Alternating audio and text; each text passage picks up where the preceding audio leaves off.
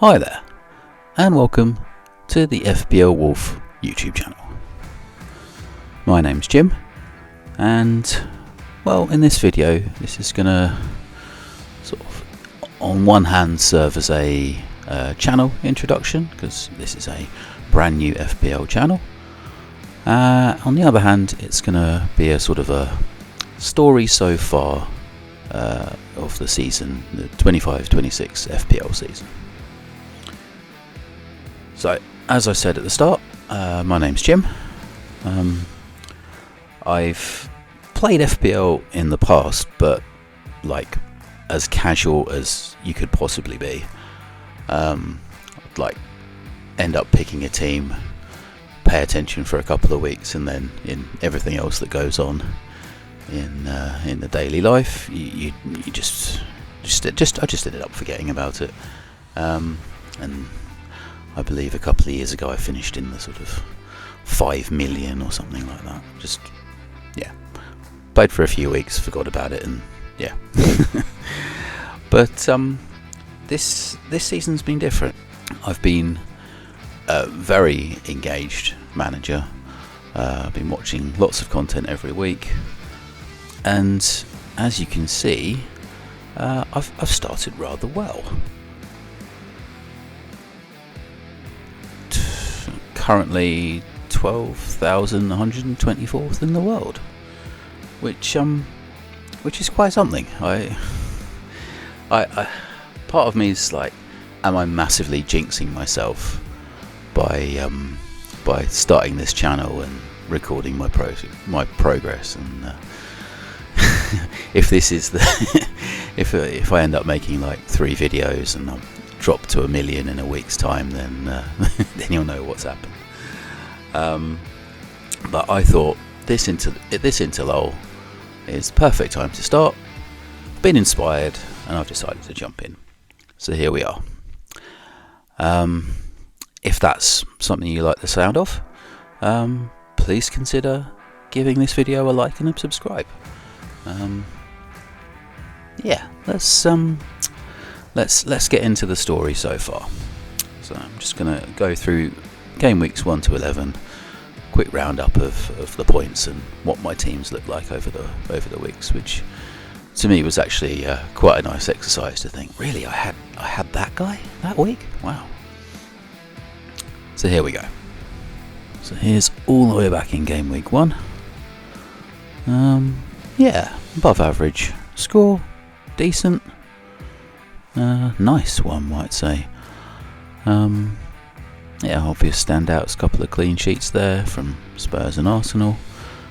A rare Anton Stack goal. I seem to recall everyone being like, Reinders is going to break the game, he scored a goal, he's so cheap. Yeah, we know how that one worked out. And obviously Captain Haaland. Following week, however, was pretty disappointing. Had Saka for his goal against Leeds, but captain even. But apart from that, it was pretty drab, wasn't it? Yeah, I've not had the best of luck with goalkeepers this season, as you'll see as we go on. Yeah, so it's a little bit of a rogue move here, going with the free hit in game week 3. I seem to recall just doing it as a bit of an experiment, like trying some other players out to see how they got on.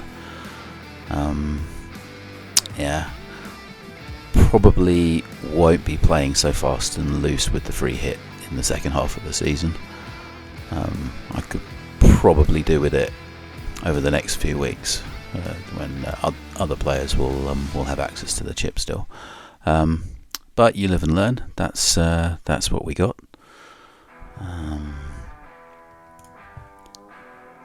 Yeah, so game week 4, lovely score here, even though the bench boost was not great. Yeah, lovely scores from all my defenders. Semenyo, was that 2 goals from Semenyo? blur. The game weeks just blur into one another, don't they? And actually, a well-timed, having João Pedro in my team.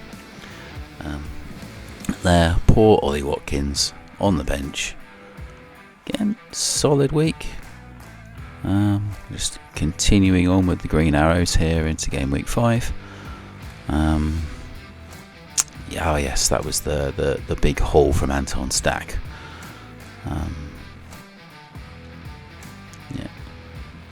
Could have been even better if I'd had Reinders. Oh yes, so now I remember. This was City against Arsenal. Assist from Eza. Would have had the assist from Reinders on the bit if he wasn't on my bench, but there you go. That's how it goes sometimes. Game week 6. Yes, this was the shall I use triple captain now? Shall I hold it? It almost looked like a terrible decision until Haaland got those 2 stoppage time goals against Burnley. So yeah, 48 points, half my points this week, but still we move on up. That's still 29k, not too bad. Game week. So on to game week 8, and this was when I used my wild card. Fantastic. Defender scores, goal from Saka. Really, really happy with my points total this week. Walter Marder, of course, as well. Yes. So I bring in Pope, and that's when Newcastle decide to not only not win games, but ship a bunch of goals as well.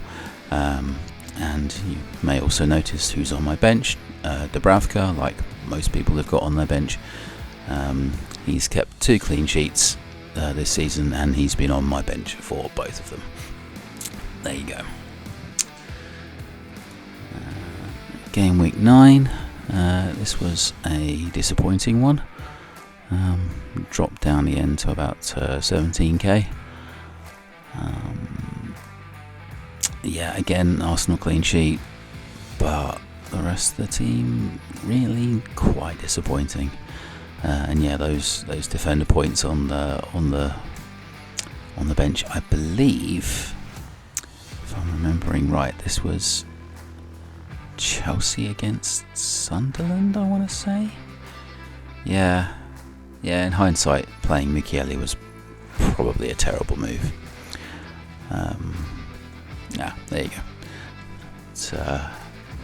It's, these calls, you can always look back in hindsight and say, why did you do that? That was so dumb. For game week 10, let's have a look. Yep, slightly above average. Another red arrow, down to 35k. Another Arsenal clean sheet. Nice points there from Inter and Captain Haaland. So I brought in Krupi Jr. for João Pedro and Mbuemo for Enzo, which didn't work out so nicely that week, but as you can see from the week just gone before the interlull, I came back up to 12k. Took a risk on the Saka captain, and it paid off massively. That is my team heading into game week 12. I'm gonna leave this video here, sort of leaving the story so far, and I'll be back later in the week with another video. I plan on having my Friday videos be sort of regular injury roundup and team sheet for what my team's going to be for the weekend. Okay, so like I said, we'll leave that there. Thank you very much for watching. Do like and subscribe and leave us a comment. And See you in the next one. Thanks very much. Cheers.